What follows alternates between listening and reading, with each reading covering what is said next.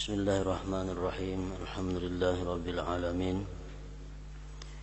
Wa bihi nasta'in ala umuri dunya waddin. Wassalatu wassalamu ala asyrafil anbiya wal mursalin. Sayyidina Maulana Muhammadin wa ala alihi wa ashabihi ajma'in. Al-muqaddimah ay hadhil muqaddimah.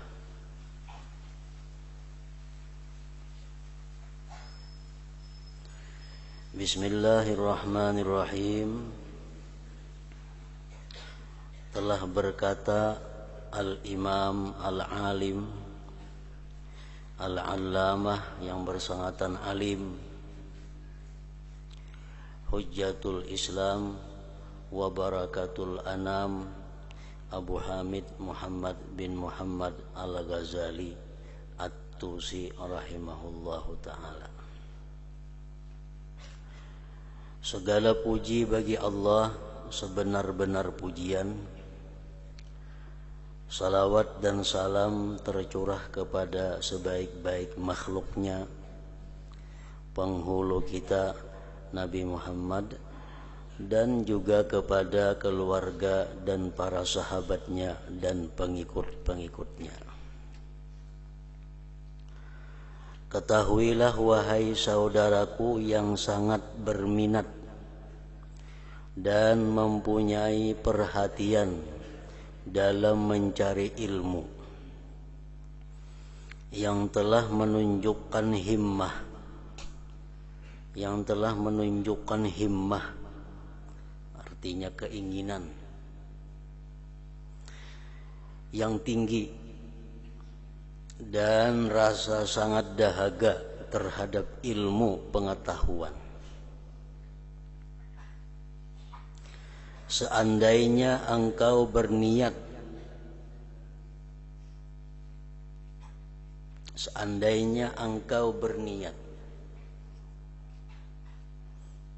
jadi niat itu artinya dorongan yang timbul di dalam hati kita, motivasi yang timbul di dalam hati kita,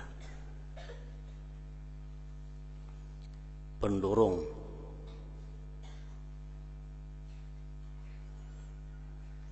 Seandainya engkau berniat dengan mencari ilmu ini untuk berlomba-lomba dan mendapatkan kemegahan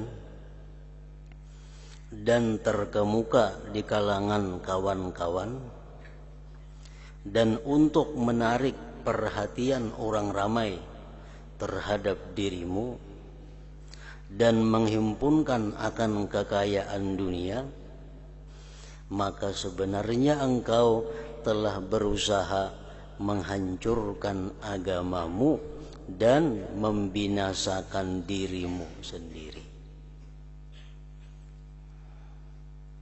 dan menjual akhiratmu dengan mendapatkan harta benda dunia, maka perjualanmu adalah rugi dan perniagaanmu porak-poranda, dan guru yang mengajarmu adalah dikira menolongmu di dalam membuat maksiat, dan guru juga akan merasakan kerugian. Nah, dorongan menuntut ilmu, tujuan untuk menuntut ilmu agama untuk mendapatkan kemegahan supaya terkemuka di antara orang-orang, untuk menghimpunkan kekayaan, maka itu adalah menuntut ilmu membinasakan diri sendiri, menghancurkan diri sendiri. Sesuai dengan sabda Rasulullah sallallahu alaihi wasallam, "Man ta'allama al-ilma li arba'in dakhalan nara." Ujar Nabi kita, barang siapa yang menuntut ilmu karena 4 hal, dakhalan nara, maka dia akan masuk api neraka. Pertama, liyubahiya bihil ulama. Dia menuntut ilmu untuk bermegah-megah dengan ulama.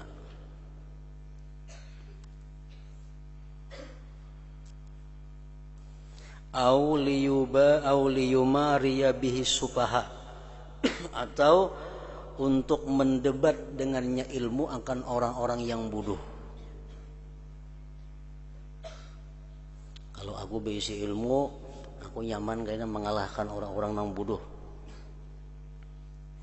Au yuqbila ilaihi wujuhan nas, atau dia menuntut ilmu agar orang berpaling kepadanya, agar orang menghadap kepadanya. Aw ya'khudha bihi minal umara al-mala wal hurmata wal jaha wal manzilah, atau dia tujuan menuntut ilmu agar dia dapat mengambil dari pemerintahan gajian, harta, kehormatan, pangkat dan kedudukan. Nah, orang-orang yang menuntut ilmu karena 4 hal itu, kata Rasulullah, dakhalan nara, dia akan masuk ke dalam api neraka.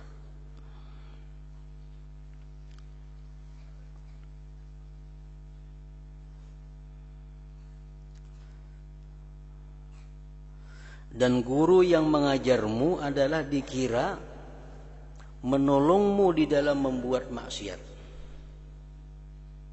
Kenapa? Karena yang dilajari ini sudah tujuannya untuk maksiat. Dan ia guru juga akan merasakan kerugian.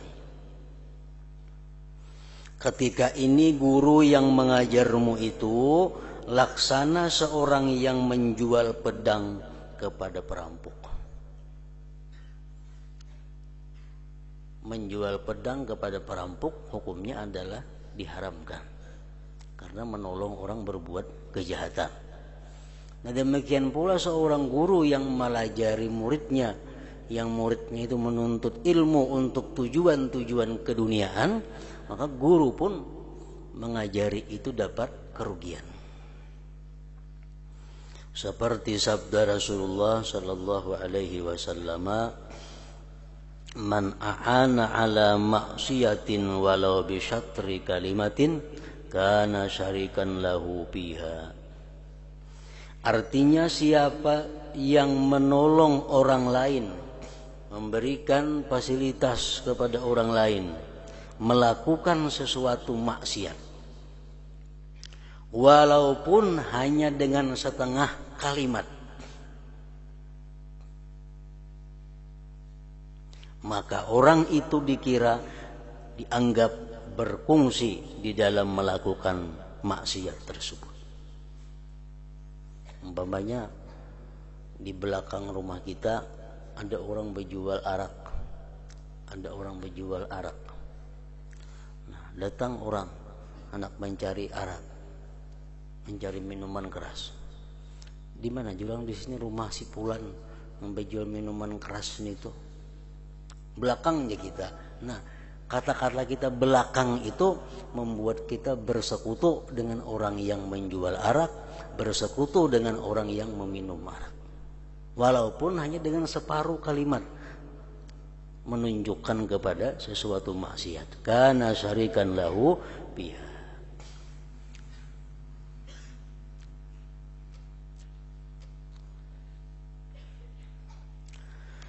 Dan jikalau niatmu, dorongan dalam dirimu atau tujuanmu di dalam mencari ilmu itu untuk mencari keridaan Allah Ta'ala dan mencari hidayah, bukan semata-mata untuk pandai bercakap, maka hendaklah engkau bergembira. Kalau kita tujuan menuntut ilmu supaya dapat keridaan Allah, supaya dapat hidayah dari Allah, kita menuntut ilmu, bergembiralah kita. Para malaikat telah mengembangkan sayapnya apabila engkau berjalan dari tempat tinggal kita menuju tempat majelis pengajian, yang mana kita berangkat menuntut ilmu, tujuannya untuk mencari ridha Allah. Malaikat menaungi kita dengan sayapnya. dan ikan yang ada di dalam laut semuanya memintakan ampun bagimu apabila engkau berjalan. Sejak kita berjalan dari rumah sampai ke tempat pengajian, yang mana kita menuntut ilmu karena untuk ridha Allah, karena untuk mencari hidayah, makin jauh kita berjalan, maka makin banyak iwak-iwak di laut memintakan ampun kepada Allah Subhanahu wa ta'ala terhadap orang yang menuntut ilmu tadi. Nah, jadi menuntut ilmu agama dengan tujuan untuk mencari keridhaan Allah, untuk mencari hidayah Allah, itu merupakan satu dari sekian banyak niat-niat yang baik di dalam menuntut ilmu agama.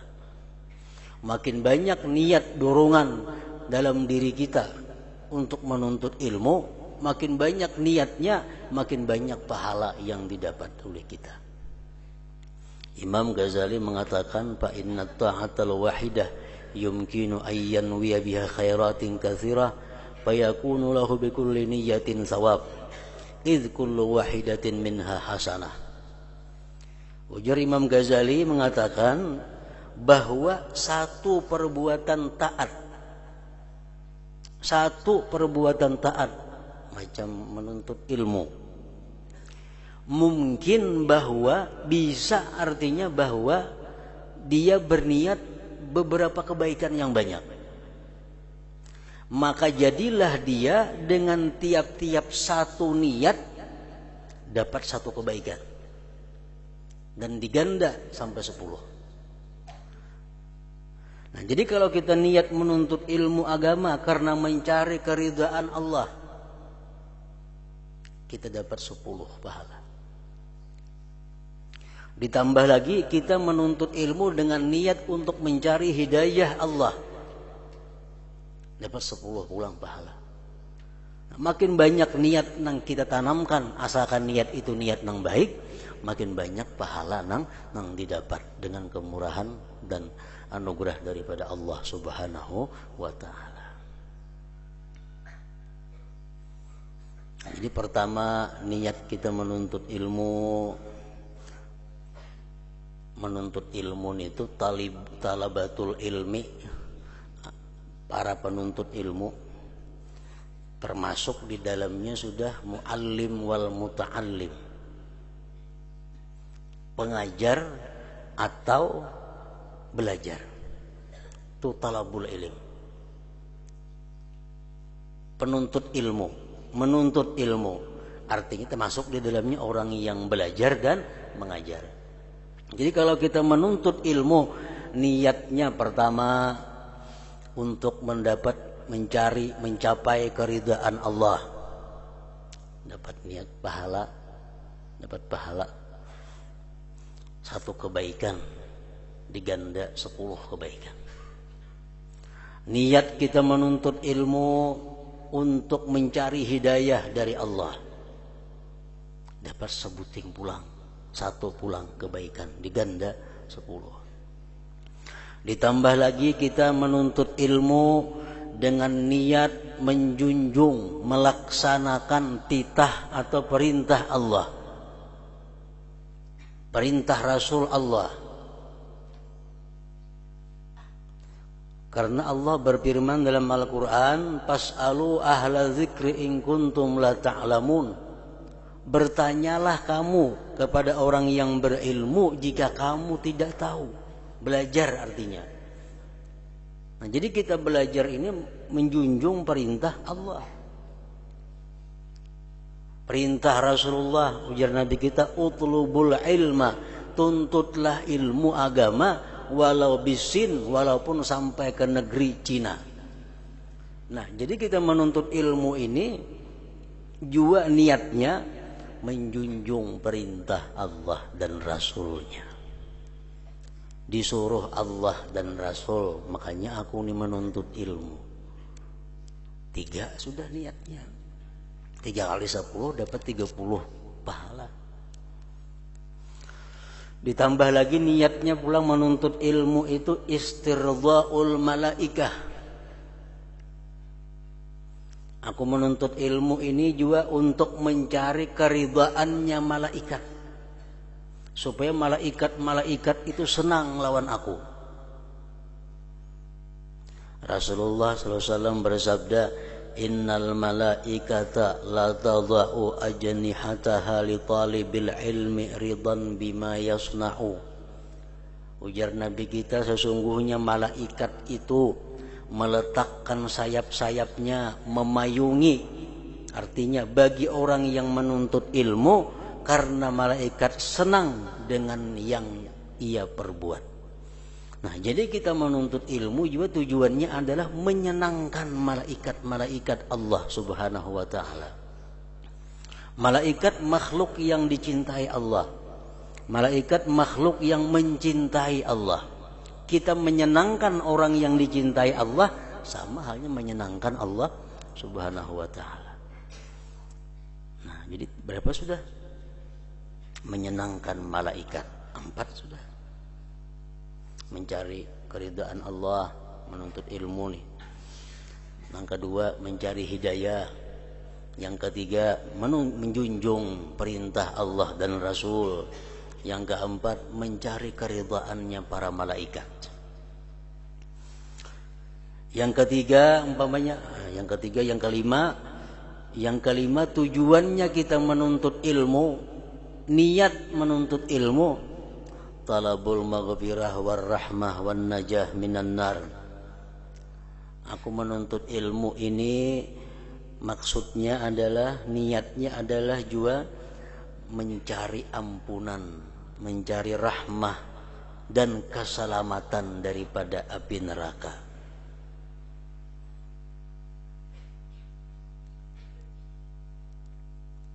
Nah, 5 kali 10 50 dapat pahala. Menuntut ilmu dengan tujuan untuk mendapatkan ampunan Allah, mendapatkan rahmah Allah, keselamatan dari api neraka. Rasulullah SAW bersabda, man ahabba ayyanzura ila utaqaillah minan nar falyanzur ilal muta'allimin, ujar Nabi. Siapa nang hendak, ujar Nabi, memandang, siapa nang hendak melihat orang-orang nang terbebas dari api neraka, siapa nang hendak memandang orang-orang nang dibebaskan dari api neraka, pandanglah orang-orang yang menuntut ilmu agama. Nah, jadi kita belajar ilmu agama tujuannya juga apa? Supaya selamat dari api neraka. Karena Rasulullah mengatakan, siapa hendak tahu orang nang bebas dari api neraka, lihati orang-orang menuntut ilmu agama.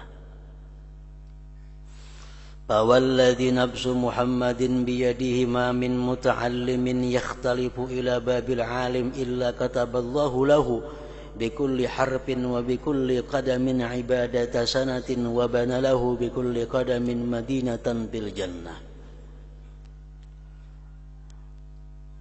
Demi Allah, kata Rasulullah, tidak ada seorang pelajar yang datang ke tempat pengajian melainkan Allah tulis bagi dia dengan tiap-tiap huruf yang didengarnya, tiap-tiap huruf yang dilihatnya, tiap-tiap huruf yang dicatatnya, Allah tulis ibadah. Dan Allah buatkan bagi dia dengan tiap-tiap langkah kakinya kota di dalam surga. Wa yamshi 'alal 'ardi wal 'ardu tastaghfiru lahu. Orang yang menuntut ilmu ini dia berjalan di muka bumi, bumi memintakan ampun baginya. Berjalan di muka bumi, bumi memintakan ampun, ya Allah ampuni orang berjalan di atas kuna sepulan bin pulan karena dia menuntut ilmu agama. Wa yumsi wa yusbihu maghfuran lah. Dan di waktu petang, di waktu pagi dia diampuni oleh Allah. Wa syahidat lahul malaikah, dan malaikat pun bersaksi. Wa yaqulun, malaikat-malaikat berkata, haula utaqaullah minan nar. Ya, malaikat itu orang-orang yang menuntut ilmu agama, orang-orang yang dibebaskan Allah daripada api neraka. Makanya ada hadis yang mengatakan andai kata manusia itu diberi hidayah oleh Allah, tahu bagaimana pahala yang Allah siapkan, pahala yang Allah berikan kepada orang yang menuntut ilmu agama, niscaya bakalahian berebut untuk menuntut ilmu agama itu. Andai kata semua orang diberitahu oleh Allah kayak apa generalnya pahala yang disediakan kepada orang menuntut ilmu, madrasah, pondok pesantren, majelis taklim karena muatnya. Nah, cuma karena ini surga sesuatu yang sangat mulia, surga sesuatu yang sangat berharga dalam pandangan Allah, Allah akan memberikannya kepada orang-orang tertentu, orang-orang yang dipilih oleh Allah untuk menghuni surganya itu. Ada semua orang bisa mendapatkan, melihat bagaimana Allah memberikan pahala kepada orang-orang yang menuntut ilmu tadi. Nah, jadi kita menuntut ilmu, niatnya juga antara lain adalah supaya dapat ampunan Allah, supaya dapat rahmah, dapat keselamatan dari api neraka. 5 macam niat sudah kita menuntut ilmu, 50 pahala dapat. Kemudian lagi niat menuntut ilmu untuk menambah kebaikan kita adalah aku menuntut ilmu ini asyukru ala ni'mati sihhati wal farag. Aku menuntut ilmu ini sebagai syukurku atas kesehatan yang diberikan Allah dan kelapangan yang diberi Allah. Nah, jadi aku menuntut ilmu ini adalah sebagai bentuk kesyukuranku. Jadi dengan aku menuntut ilmu, aku meniatkan bahwa itu adalah syukurku kepada Allah atas diberi sihat dan lapang.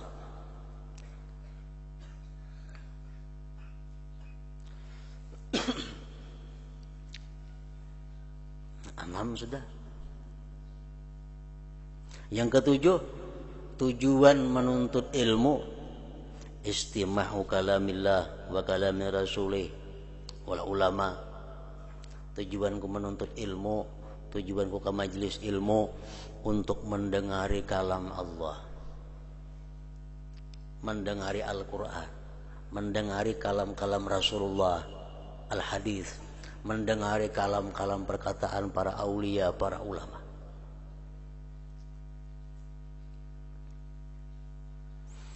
Rasulullah menyatakan dalam sebuah hadis, wa man istama'a ila syai'in min kitabillah wa huwa yuridul ajra kutiba lahu bikulli harfin hasanah. Ujar Nabi kita, siapa-siapa yang mendengari kepada sesuatu dari Al-Quran dan dia menghendaki pahala, ditulis bagi dia tiap-tiap satu huruf itu satu kebajikan. Kita mendengar Bismillahirrahmanirrahim. Berapa huruf Bismillahirrahmanirrahim? 19 huruf. Dapat kita 19 kebajikan kata Rasulullah. Satu huruf dapat satu kebajikan.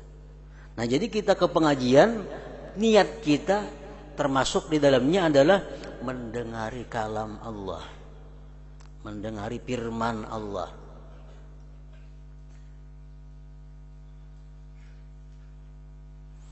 Yang kedelapan, tujuan kita menuntut ilmu, tujuan kita ke majelis ilmu, tujuan kita sekolah agama, ifrahul walidain, membuat senang orang tua kita, membuat senang ibu bapak. Kalau kita menuntut ilmu, senang hati ibu, senang hati abah, senang hati mama melihat anaknya turun menuntut ilmu. Nah, kita menuntut ilmu, kita niatkan untuk menyenangkan kedua orang tua kita. Maka kita sekaligus menjadi orang yang berbakti kepada ibu dan bapak. Walaupun si jin sudah meninggal dunia, Walaupun sini sudah berpuluh-puluh tahun di dalam kubur, tetap kita niatkan kita menuntut ilmu ini adalah untuk menyenangkan beliau itu. Rasulullah bersabda dalam sebuah hadis, innar rajul la yasurru bi salahi waladih fi qabri. Seseorang laki-laki, baik abah,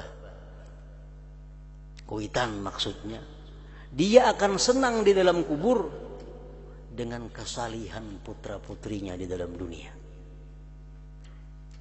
Kan ada hadis yang mengatakan setiap minggu itu ada laporan kepada orang tua di dalam kubur.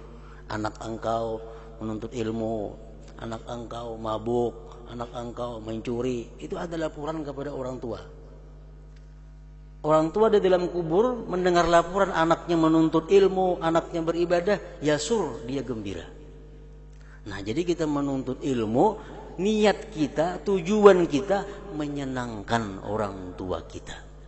Otomatis kita dapat juga pahala berbakti kepada kedua orang tua.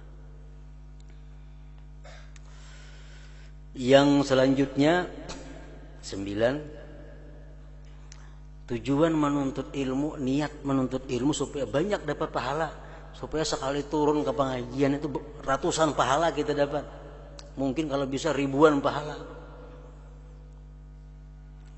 Ihya'us syariah wa sunnah. Tujuan menuntut ilmu juga adalah untuk menghidupkan sunnah, menghidupkan syariat Rasulullah Sallallahu Alaihi Wasallam. Karena kalau orang tidak mengajinya, mati sunnah Rasul, mati syariat Islam. Nah, jadi kita ke pengajian, kita sekolah pesantren, sekolah madrasah, tujuannya antara lain untuk menghidupkan syariah, menghidupkan sunnah Rasul.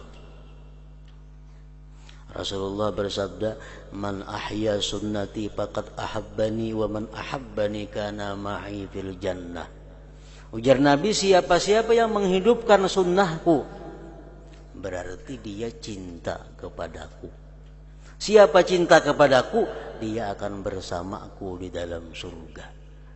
Nah, jadi kita menuntut ilmu, tujuannya, dorongannya antara lain adalah ingin menghidupkan sunnah Rasul, ingin menghidupkan syariat Rasulullah. Yang ke-10, niat kita menuntut ilmu, izalatul jahal, membuangi kebuduhan dalam diri. Kita disuruh Tuhan membuangi kejahilan. Agama memerintahkan kita supaya dibuangi sifat jahil dalam diri dengan cara menuntut ilmu. Izalatul jahli, membuang kejahilan. Imam Sahal At-Tustari mengatakan, ma usiyallah bima'siyatin a'zama minal jahal. Tidak ada satu maksiat yang paling besar daripada maksiatnya kejahilan. Nah, jadi kita menuntut ilmu, niat kita membuang kejahilan, berarti membuang kemaksiatan di dalam diri. Orang jahil itu paling maksiat kepada Allah. Kenapa? Ini beribadah, walaupun pas tetap kada sah. Kenapa? Karena kada berdasar ilmu. Orang jahil sembahyangnya rukunnya, syaratnya, adabnya sempurna, tapi ini tarawahan mepas, kada sah. Yang paling berat orang jahil ini adalah bisa-bisa menganggap sesuatu maksiat bisa dipadahkannya kena taat kepada Allah. Ini kada tahu. Nah, jadi maksiat yang paling besar di dalam diri kita adalah kejahilan itu. Nah, kita menuntut ilmu tujuannya juga untuk menghilangkan kejahilan. Yang ke-11, ini beratus-ratus niatnya menuntut ilmu nih. 100 kali 10 berapa? 1000 dapat pahala sekali turun. 1000 itu kan ganalnya. Ya, belum lagi sahuruf mendengar Quran, 2 huruf mendengar Quran. Al-ijtima' bil ulama was salihin. Tujuanku menuntut ilmu, tujuanku ke majelis ta'lim, niatku, doronganku adalah berkumpul lawan ulama dan salihin. Majlis taklim terkumpulan ulama ada, orang-orang salih ada.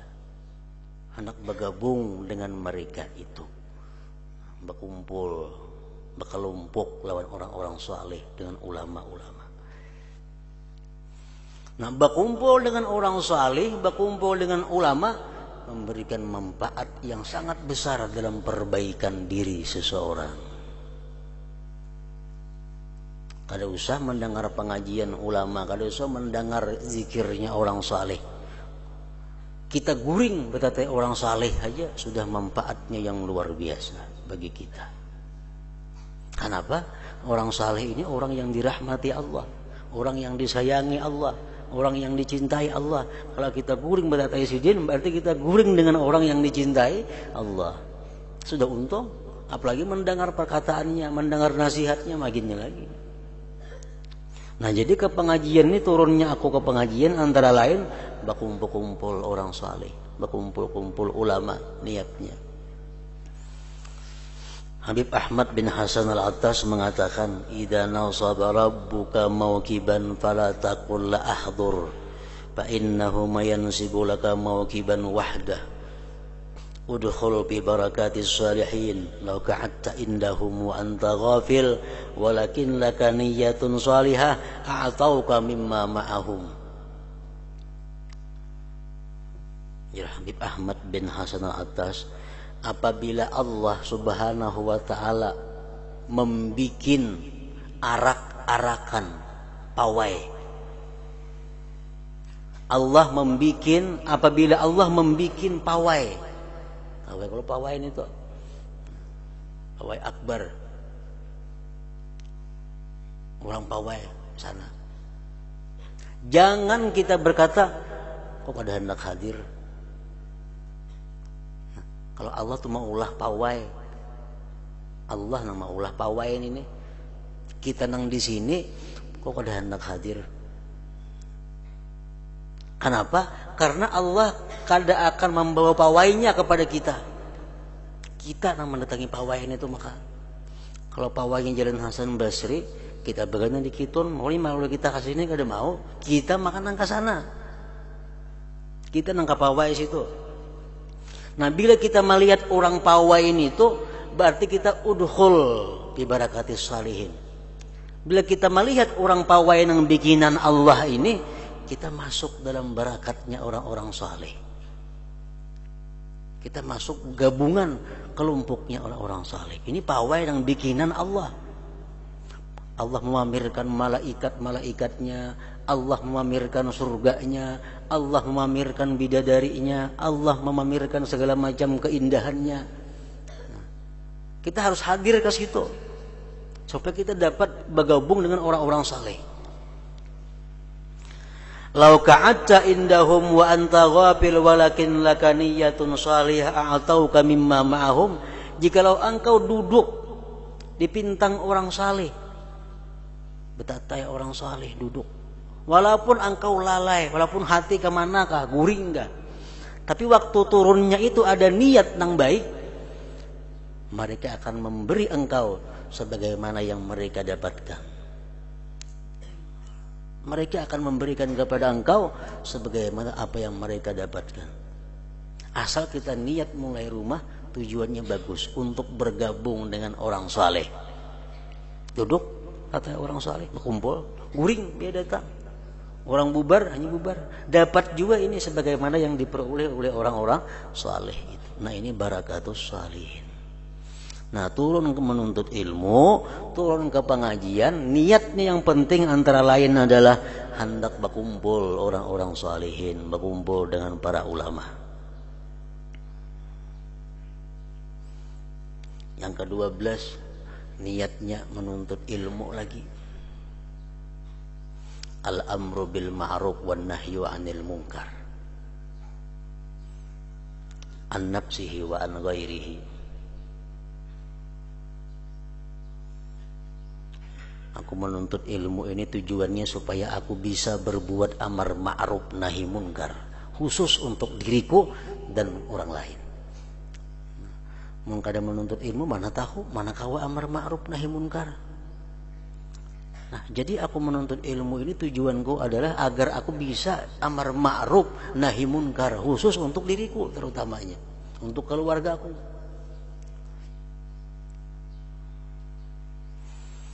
Nah, makanya itu 12 niat hanya untuk satu pekerjaan menuntut ilmu. 12 kita kawa misal niatnya, atau 15 atau 100 niatnya, kali pahalanya berapa? Sebutin kebaikan digandakan Allah 10. Makanya itu orang yang menuntut ilmu ini pahalanya lebih baik daripada sembahyang semalaman suntuk, lebih baik daripada mengilangi 100 berapa 1000 orang garing. Kenapa? Karena dengan menuntut ilmu makin banyak niatnya, makin kada kehitungan pahalanya. Nah, di sini Imamul Ghazali beliau hanya mencatat, menuliskan 2 niat. Menuntut ilmu, mencari keridaan Allah dan mencari hidayah, bukan semata-mata untuk pandai bercakap. Nah, kalau kita menuntut ilmu niatnya itu 2 aja, misalnya mencari ridha Allah, mencari hidayah, maka hendaklah engkau bergembira. Nah, apalagi kau sampai 12 macam tadi niatnya.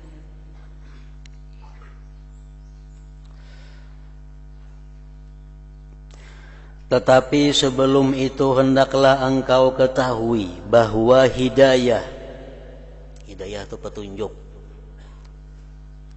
petunjuk Allah.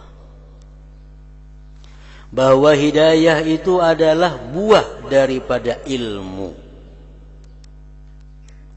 Buah daripada ilmu.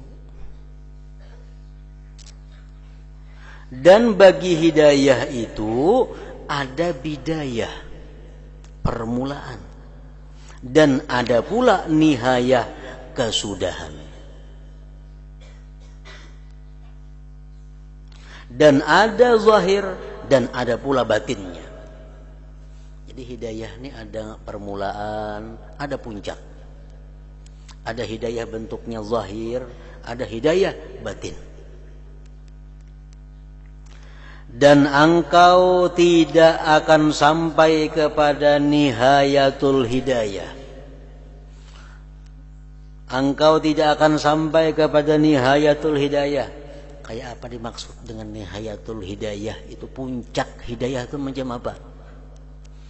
Antara lain, orang yang dapat nihayatul hidayah itu orang yang selalu melihat Allah Subhanahu wa ta'ala dimanapun dan kapanpun. Itu orang yang dapat nihayatul hidayah. Dia melihat sebatang pohon, dia ingat kepada Allah. Dia melihat sebuah kendaraan, dia ingat kepada Allah. Dia melihat rumput, dia ingat kepada Allah. Dia melihat duit, ingat kepada Allah. Melihat nasi, ingat kepada Allah. Itu orang yang sudah dapat nihayatul hidayah.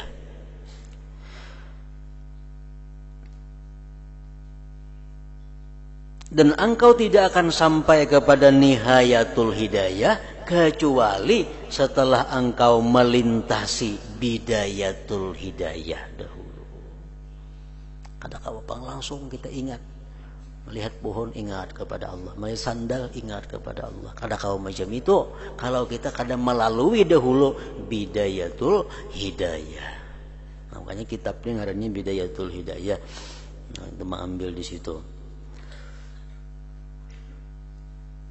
Dan engkau tidak akan dapat menyelami batin hidayah. Sembahyang, rukuk, sujud, baca Quran, itu zahir hidayah. Zahir hidayah. Khusyuk di dalam sembahyang, tafakkur dalam sembahyang, khudu dalam sembahyang, itu adalah batin hidayah. Kita kada akan bisa langsung dapat khusyuk kalau sembahyang zahirnya belum bagus. Rukuknya bagus, berdirinya bagus, membaca Qur'annya, tartilnya bagus, hanya bisa dapat batin hidayah khusyuk. Kalau membaca Qur'annya kada kakaruan, rukuk sujudnya kada kakaruan, kada akan bisa khusyuk.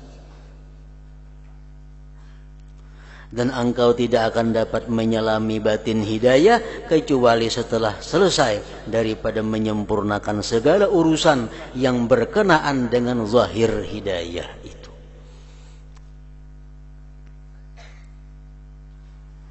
Di dalam kitab ini akan saya sebutkan dari Imam Ghazali, Bidayatul Hidayah. Kitab ini menerangkan Bidayatul Hidayah, cara melintas kayak apa supaya dapat hidayah yang batin, kayak apa supaya dapat puncak hidayah. Sidin karang kitab Bidayatul Hidayah, artinya permulaan jalan menuju hidayah, supaya engkau coba mengamalkannya pada dirimu, dan supaya engkau dapat menguji hatimu. Kitab ini merupakan kitab permulaan untuk menguji diri kita. Apakah ada harapan kita dapat nihayatul hidayah? Apakah ada harapan kita dapat hidayah nang batin? Kitab ini ujiannya. Seandainya engkau dapati hatimu, belajar kitabnya sudahlah, belajar. Engkau dapati hatimu condong kepadanya, hakun ma'amalakan di kitab nih, dan nafsumu mau mengikuti arahannya, dan ia dapat memberikan perhatian yang sewajarnya, maka nanti engkau akan sampai kepada nihayatul hidayah. Ada harapan kita dapat nihayatul hidayah. Seapa banyak nang bisa kita amalkan dalam kitab ini, itu juga nang bakal kita dapatkan nihayatul hidayah. Kita dapat mengamalkan kitab ini misal 1%, 2%, dapat 10%, itu juga nang kita bakal menerima nihayatul hidayah. Maka nanti engkau akan sampai kepada nihayatul hidayah hingga engkau mampu mengarungi lautan ilmu yang luas itu. Tetapi jika engkau mendapati hatimu tidak memberikan perhatian kepadanya, dan nafsumu suka berlambat-lambat dalam melaksanakan perintahnya, maka ketahuilah bahwa kecenderunganmu dalam menuntut ilmu itu hanyalah berpuncak daripada nafsumu yang amarah.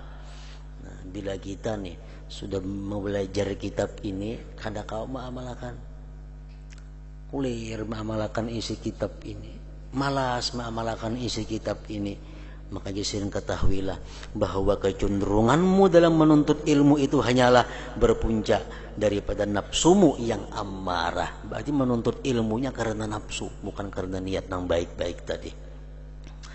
Karena nafsumu sebenarnya hanya tunduk kepada perintah syaitan yang terkutuk, yang mau menipu engkau dengan bermacam-macam tipu hilahnya, tipu dayanya, sehingga engkau akan terjerumus ke dalam jurang kecelakaan, akan jurang kebinasaan. Nah, jadi kitab ini merupakan batu ujian bagi kita. Apakah kita ada harapan untuk sampai kepada puncak hidayah, atau kita hanya sampai ingat di sini?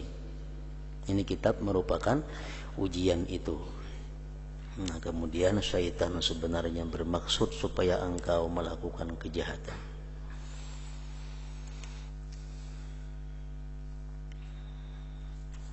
Hadratin Nabi sallallahu alaihi wasallam. Al-Fatihah.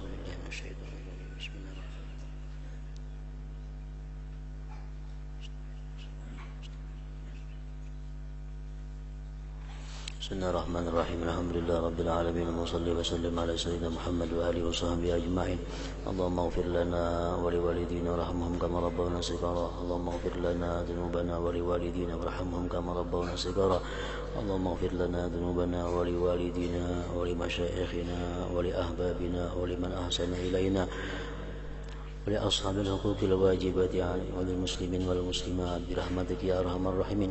اللهم انفعنا بما علمتنا وعلمنا ما ينفعنا وزدنا فهما وعلما وعملا وهدى وتوفيقا ومعرفة برحمتك يا أرحم الراحمين. اللهم احفظنا واحفظ من معنا وما معنا من البلاء وشر كل ذي شر إنك على كل شيء قدير. صلى الله على سيدنا وحبيبنا محمد وآله وصحبه وسلم والحمد لله رب